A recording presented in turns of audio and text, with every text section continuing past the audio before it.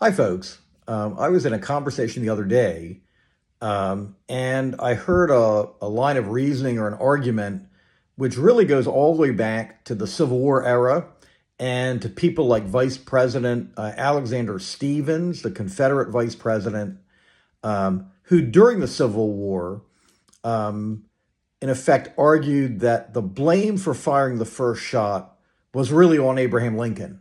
Um,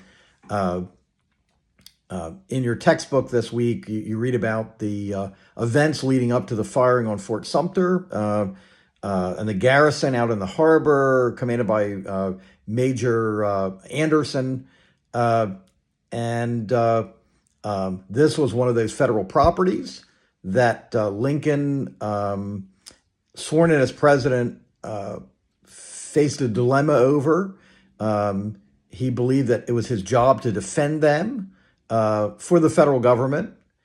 Many federal properties had already been seized without a fight, but in this case, there were federal troops on hand, and Lincoln didn't believe that he could simply walk away and turn the fort over to PGT Beauregard and the Confederate military authorities without, in effect, uh, giving credence to Confederate claims of independence, that this was a politically charged situation.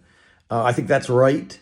I think that Lincoln saw this as a situation where it was his job not to simply give in. On the other hand, though, I think it's a stretch to argue that the Confederates had no choice but to pull the trigger, and that somehow Lincoln, the puppet master, made them do it. First of all, consider that Fort Sumter was in a dilapidated state. The fortress was kind of a broken down structure, still in need of repair and renovation. And you've got, what, 55 men or whatever out there in the harbor.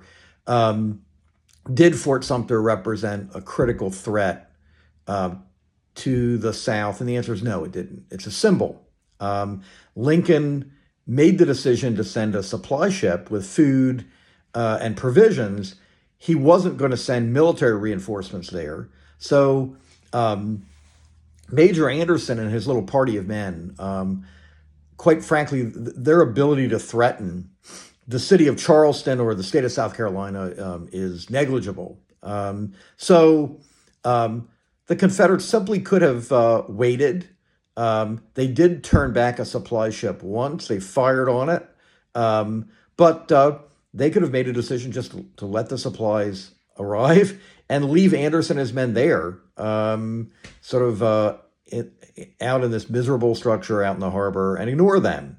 They also could have decided to open negotiations with Lincoln to transfer the facility. In other words, bargain. The only tool at their disposal was not cannon. So I think that Lincoln was not eager to go to war because he wasn't ready for war. And that's another factor to consider. The Southern authorities knew about the sorry state of the U.S. military at that point in time, that the Army was tiny and spread out all over the country. Most, many regiments were broken up into companies and sent out to far-flung locations. Um, uh, Lincoln doesn't have, as commander in chief, kind of this weapon at his disposal to punish the South. So I think the argument that Lincoln is this scheming aggressor and that the Confederates bear no authority or bear no guilt for starting the war don't really add up. But I think that argument factors into later people like Jefferson Davis repeatedly saying that the South is merely fighting a defensive war, that we merely want to be left alone, as Davis put it. Well, Twice, Robert E. Lee's army is going to invade the North. Uh, First, the Antietam campaign and then the Gettysburg campaign. On multiple occasions, you have raids of the Confederates up into Ohio and Indiana and other places. So, um, the argument that the South is strictly defensive isn't borne out by the events. This is another one of those examples where people are still arguing over this stuff and taking sides. Uh, and so the Civil War is still with us. Hope you have a good weekend, and I'll talk to you folks later.